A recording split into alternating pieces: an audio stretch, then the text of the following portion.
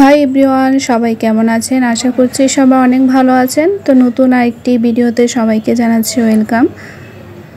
তো আজকে হচ্ছে 19শে জ্যৈষ্ঠ, বাবা লোকনাথের তিরোধান দিবস। তো বাসায় বাবা লোকনাথের কাছে ভোগ দেওয়া হবে। তো তার জন্য সকাল সকাল স্নান করে চলে আসলাম পূজার কাজ করতে। তো এখানে আমি ফুল, দুব্বা, তুলসী এগুলো সুন্দর করে ধুয়ে একটা প্লেটে নিয়ে নিয়েছি। আর ঠাকুরের ঘরটা স্থাপন করে নিলাম। আর এখন সকালবেলা ঠাকুরকে ফল প্রসাদ দিয়ে পূজা দেওয়া হবে। তো তার জন্য সব রকমের ফল ধুয়ে নিচ্ছি। আর ঠাকুরের ফল প্রসাদের থালাটাও সুন্দর করে সাজিয়ে নিব। তো বাবা লোকনাথ সকলকে কিন্তু বিপদ থেকে রক্ষা করেন। মনে প্রাণে বাবা লোকনাথকে ডাকলে সব বিপদ থেকে রক্ষা পাওয়া যায়। তা আজকে পূজা দিতে আমার কিন্তু অনেক ভালো লাগছে। প্রতিদিনে আমার পূজা দিতে অনেক ভালো লাগে। আর পূজা দিলে কিন্তু মনটা কিন্তু অনেক ফ্রেশ হয়ে যায়, খুব ভালো লাগে। আর পূজার কাজগুলো করতেও কিন্তু আজকে আমার অনেক ভালো লাগছে। তো সব রকমের ফল এই যে ধুয়ে নিয়েছি। তো একে একে সুন্দর করে কেটে প্লেটে নিয়ে নিচ্ছি। এরপর আমি সাজিয়ে নিব। তো এখানে ফল, বিভিন্ন রকমের ফল আর সাবু দিয়ে সকালবেলা ঠাকুরকে দেওয়া হবে। এরপর দুপুরবেলা অন্নভোগ দেওয়া হবে। তো তার জন্য দুপুরে রান্নাবান্না করতে হবে। এই জন্য তা একটু তাড়াতাড়ি করে সকালের পূজাটা আগে সেরে নিচ্ছি।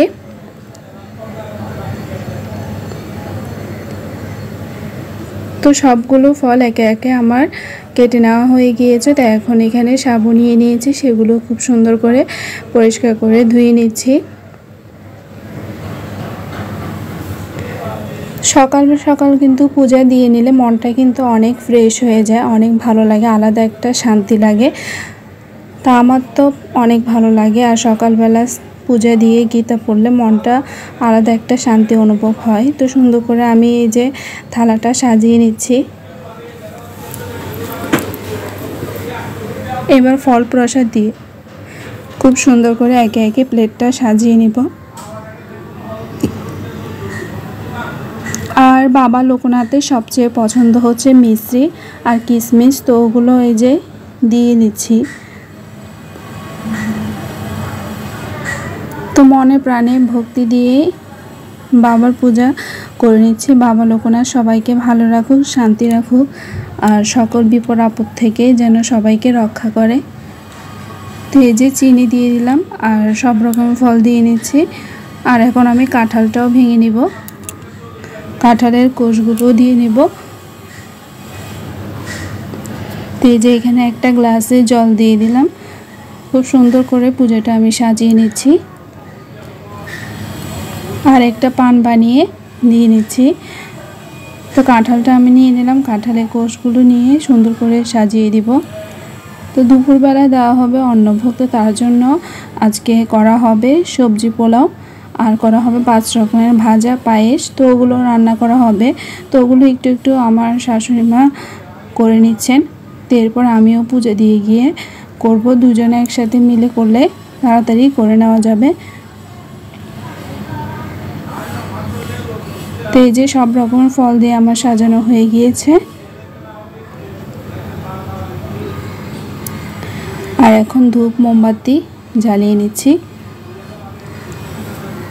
খুবই ভালো লাগছে, একদম মনটা একদম শান্তি হয়ে গিয়েছে। তো এই যে এখন আমার শাশুড়ি মা এসে ঠাকুরের কাছে নিবেদন করে দিচ্ছেন। তো এরপরে পূজা দিয়ে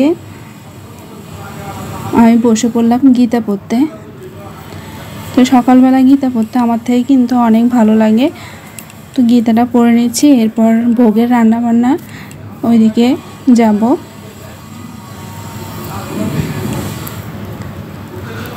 তো গীতা পড়া আমার হয়ে গিয়েছে, সকালে পূজা দেওয়া হয়ে গিয়েছে।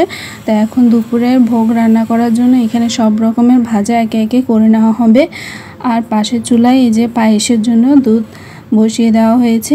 দুধটা ভালোভাবে আগে জাল করে নিব। পায়েসটা আজকে করা হবে মিশ্রি দিয়ে। আর এখানে এই যে পায়েসের জন্য আমি চাল ধুয়ে ভালোভাবে এরপর ঘি দিয়ে মেখে রেখেছি। এই যে এখানে সব রকমের ভাজা, তারপরে শাক ভাজা, ওগুলো সব রেডি করে রাখা হয়েছে, একে একে একটার পর একটা করে নেওয়া হবে।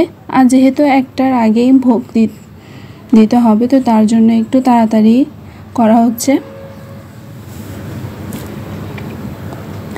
তো এই যে দুধটা কিন্তু জাল হয়ে গিয়েছে আর একদম ঘন হয়ে গিয়েছে। তো এই পর্যায়ে আমি চালগুলো দিয়ে দিচ্ছি। চালগুলো যখন ভালোভাবে ফুটবে তো এরপরে আমি মিশ্রি কিশমিশ ওগুলো দিব। তো এখন তেজপাতা, কয়েকটা এলাচ দিয়ে নিচ্ছি।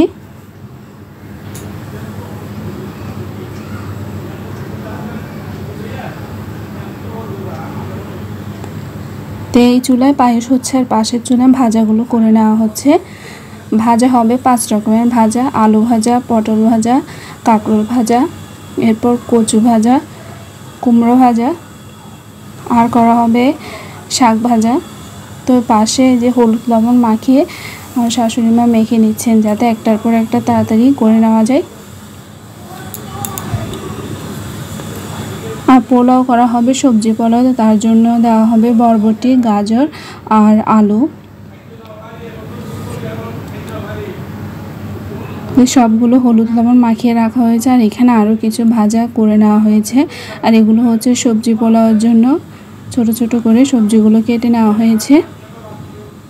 তো এই যে পায়েসটা একদম চালগুলো ফুটে গিয়েছে পায়েসের। এই পর্যায়ে আমি আরেকটু রেখে এরপর কিশমিশ আর মিষ্টিগুলো দিয়ে দেব। পায়েসটা হয়ে গিয়েছে, তো এখন চুলা থেকে নামিয়ে নিলাম। আর এখন পোলাওর জন্য এই যে এখানে চালগুলো ভেজে নিচ্ছি তেল দিয়ে। তেলে তেজপাতা, এলাচ, দারচিনি ওগুলো দিয়ে ঘি দিয়ে এরপর আমি চালগুলো দিয়ে খুব সুন্দরভাবে ভেজে নিচ্ছি। আর এখানে সবজি পোলাওর জন্য বরবটিগুলো ভেজে নেওয়া হচ্ছে। তো সব রান্না বান্না কমপ্লিট। তো এখানে ভোগ দেওয়া হলো প্রায় 1টার সময়, খুব সুন্দরভাবে সাজিয়ে দেওয়া হয়েছে। মনটা কিন্তু একদম শান্তি লাগছে, খুব সুন্দর লাগছে আর ভালো লাগছে। তো পূজাটা কমপ্লিট হয়ে গেল আর আমি পাঁচালি পরে নিলাম লোকনাথ বাবার। তো এখন সবাইকে ভোগ দর্শন করাবো। ভোগ দর্শন করলে কিন্তু সকল দুর্ভোগ কাটে, সকল বিপদ কেটে যায়। তো সবাই বাবা লোকনাথের ভোগ দর্শন করুন, সকল বিপদ আপদ দূর হয়ে যাবে, দুর্ভোগ দূর হয়ে যাবে। তা আজকের দিনটা কিন্তু আমার থেকে অনেক ভালো লেগেছিল, মনটা কিন্তু অনেক শান্তি লাগছে আর অনেক ভালো লাগছে। তো বাবা লোকনাথ সবাইকে সকল বিপদ থেকে রক্ষা করুক। তা আজকের ভিডিওটা আপনাদের কেমন লেগেছে অবশ্যই কমেন্ট বক্সে কমেন্ট করে জানাবেন। সবাই অনেক ভালো থাকবেন, সুস্থ থাকবেন। সবাইকে অনেক অনেক ধন্যবাদ।